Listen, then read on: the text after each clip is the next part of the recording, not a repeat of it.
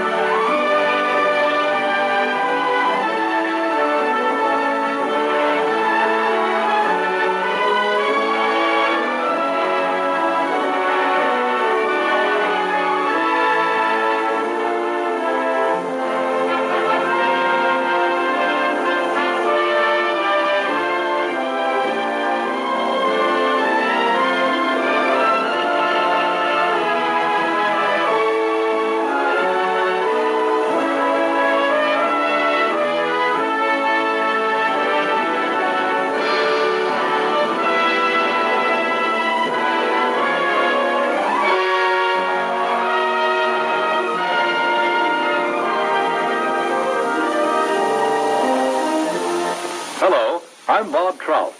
I've got a story here that I think is big, really big, because it's bound to have a terrific impact on business. I'm talking about a new market, a big new market, millions upon millions of new prospects with $15 billion to spend. That's right, I said $15 billion. That's a lot of money, isn't it? The surprising thing is that it's a fresh market, still full of opportunities. It grew up so fast, got so big in a hurry, that few of us realize its scope. Now, these days, nobody's likely to pass up chances to sell. And yet right here in our own front yard, there's a neglected market. There's money waiting to be spent. To get the story of this market, to be able to tell you the secret of selling the Negro, we did a lot of digging. We talked to leading businessmen, to customers, and to salesmen. We went to Washington, D.C. We set up cameras and other key points around the nation. And out of this all, there emerged a story, the story of a new market.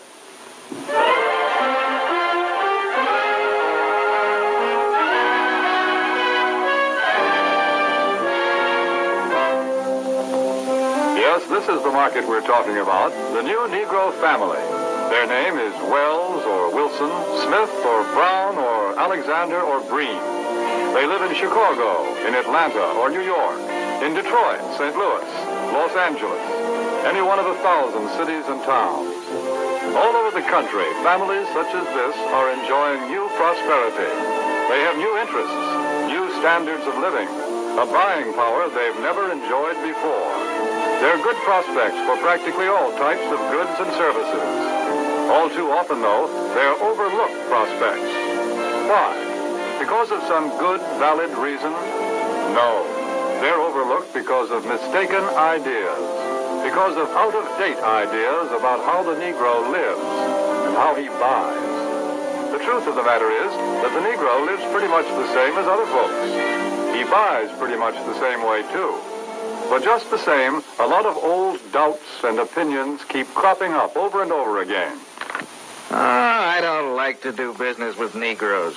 They're drifters. You can't keep track of them.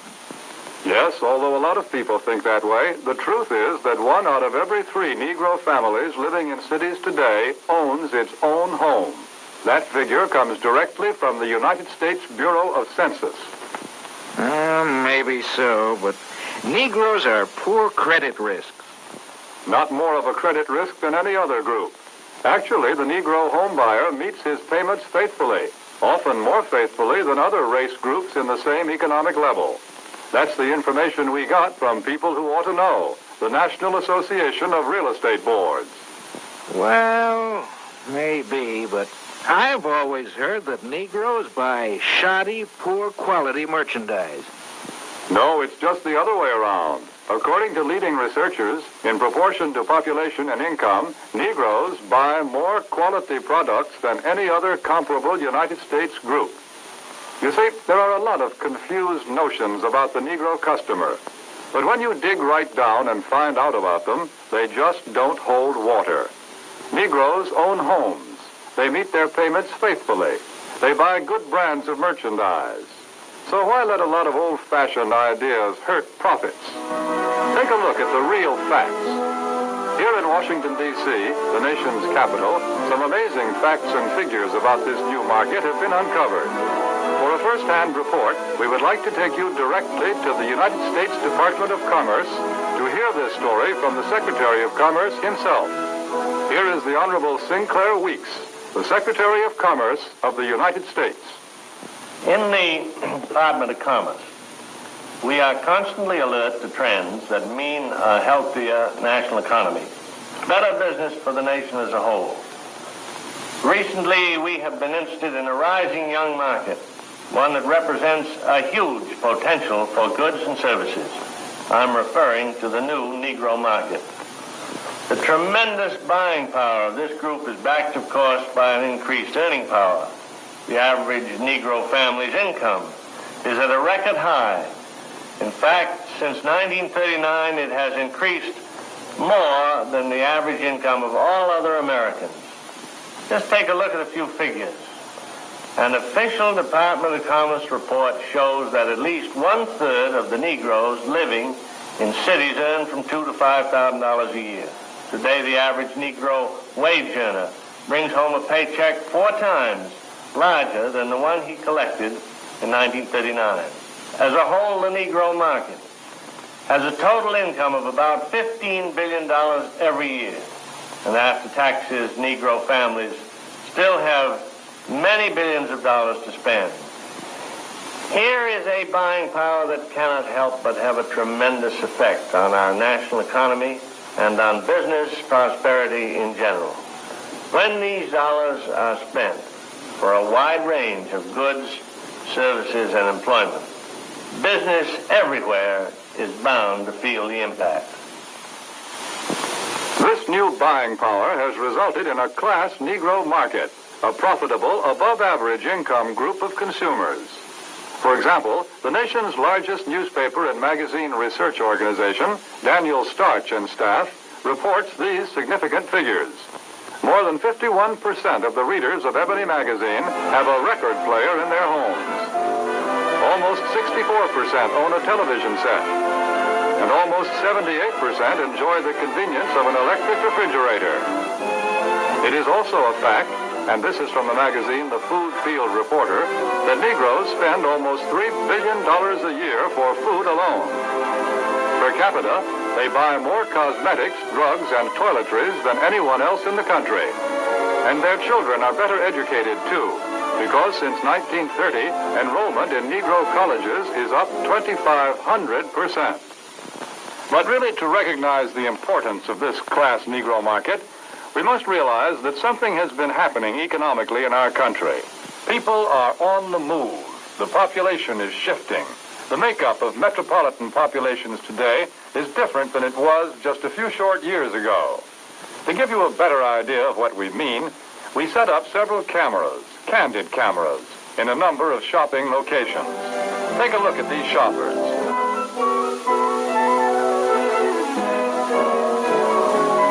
Notice what a large proportion of them are Negroes. What's the reason? It's simply this. Negro families are moving into the cities where there are more job opportunities. Here they find occupations with more prestige and security, jobs that pay more money. As a result, Negro families today often make up the largest part of central city consumer prospects. A shoe store in Chicago's Loop, for example, reports that more than 50% of its customers are Negroes. In another case, a drugstore located at a transfer point in a non-Negro neighborhood finds that its Negro customers total 25%. The trend is plain. The new Negro families today are moving into more populated areas, to the cities, where there are more stores, more buying opportunities. Since 1940, in San Francisco alone, the Negro market has increased by 89%. In Chicago, by 81%. Houston, Texas, 45%. Philadelphia, 50%. The The impact of this new buying force is so tremendous that actually in 14 major United States markets, a product cannot be number one without Negro support. A product must have the backing of this big new buying power to be a leader in the field. What do you have to sell? Chewing gum or cars? Toothpaste or transportation? Whatever it is, here are millions of prospects. And these prospects are everywhere. Negro customers can no longer be pigeonholed. They cannot be classified as prospects who trade only in certain stores, certain neighborhoods. Today, Negroes shop downtown. They shop in supermarkets. They shop in small neighborhood stores. They'll buy from anyone who wants to sell to them. But we all know that before you can sell to customers, you've got to get to know them. You must understand something about them. What do the Negro customers buy? Why do they buy? How do you sell to them? Let's find out. Let's hear the opinion of men who have spent a lifetime studying the buying habits of customers the world over. Here is what sales psychologists have to say about selling to the Negro. The secret of selling to the Negro is expressed in one word. That word is recognition. Now, there's nothing unusual about that. People want to be recognized. They need recognition. That's basic in all of us. But perhaps because he's had so little of it, the Negro needs even more. He needs to feel important and appreciated. This need is a very real and important one. It shows up even in many of the Negro's shopping habits. Anyone who sells or wants to sell to the Negro customer should know about some of these habits. 3 habits in particular play a big part in every sales transaction. To begin with, most Negroes buy by brand. They ask for products by name. They're quick to turn down off brands. Do you wonder why? Well, listen to what this customer is thinking. That last hat I bought just didn't hold up at all. You see, for a long time, the Negro has been sold a lot of shoddy, second-class merchandise. So now he asks for name brands in order to make sure he gets his money's worth. Buying by brand, that's the first important Negro buying habit. Now for the second. The Negro buys good quality merchandise. Symbols of quality and prestige are very important to the Negro customer. This woman, for example, is buying fine crystalware. But she is also buying the admiration and approval of her friends and relatives. Listen to her thoughts. My, isn't it beautiful? I can hardly wait to show it to Sally and Joan. It's a well-known fact that many Negro customers are influenced by the opinions of others. What their friends may think of a certain item often decides whether or not the sale is made. So remember, the Negro buys quality merchandise. That's the second important point. And here's the third thing to remember when selling to a Negro customer. When he specifically asks for one thing, don't try to sell him something else. Don't try to switch him at the point of sale. If you do, he'll probably react something like this. Doesn't he think I've got the money to pay for it? There's a reason for this reaction.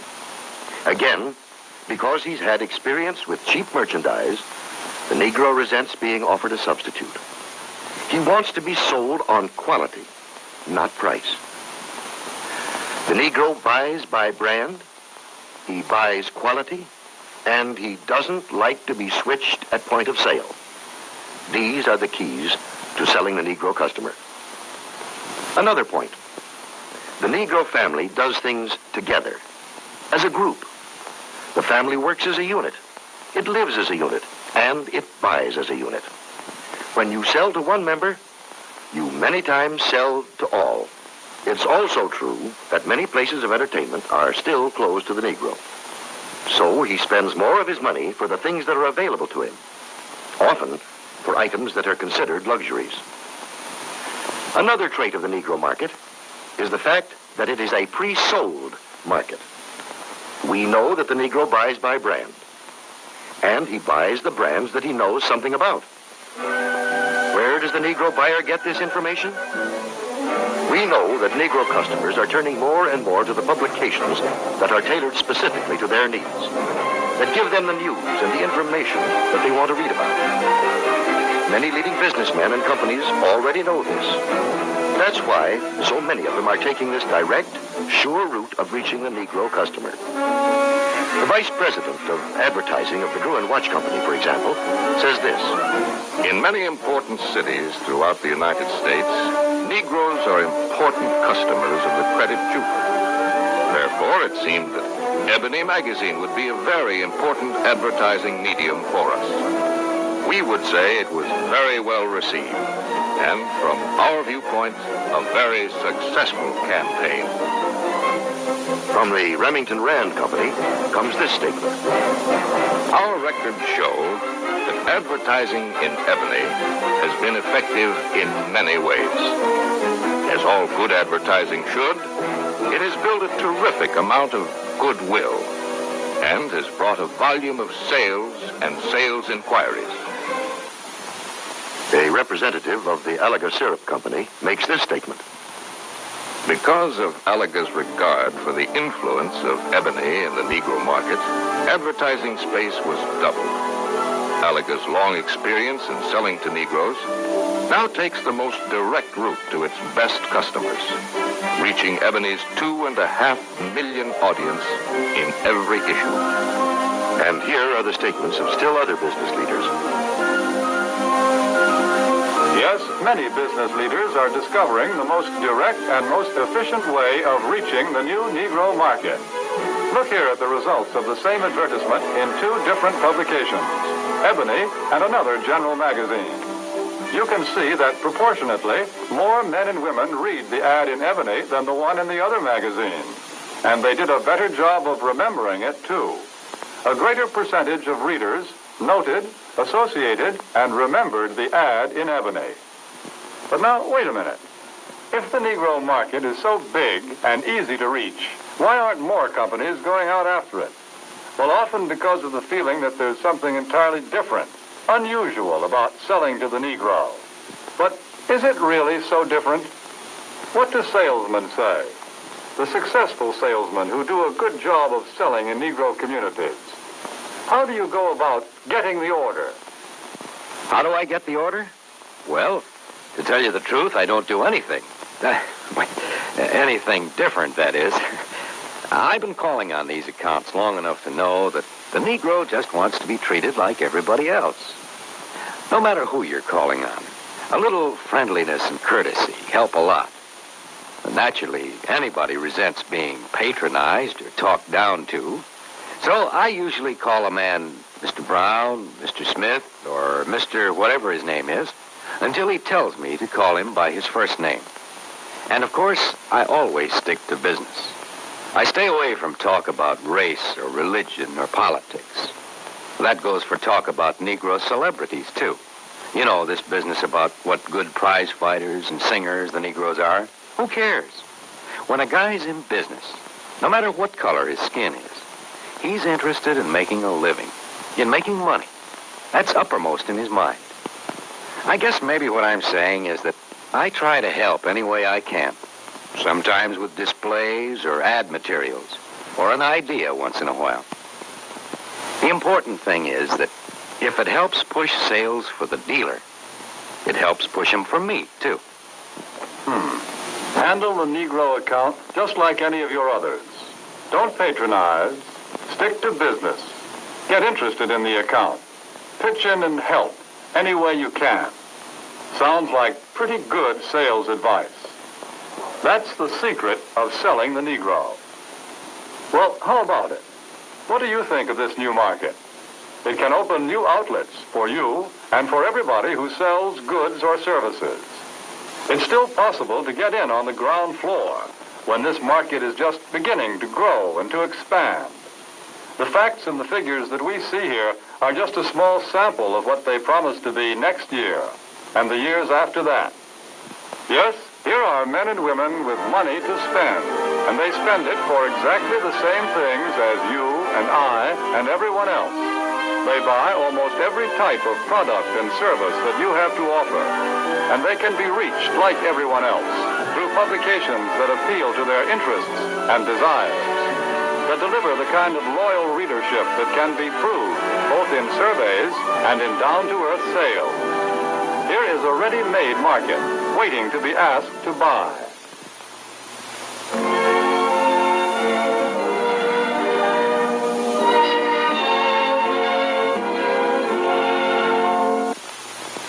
Here are millions of customers for what you have to sell. Customers with $15 billion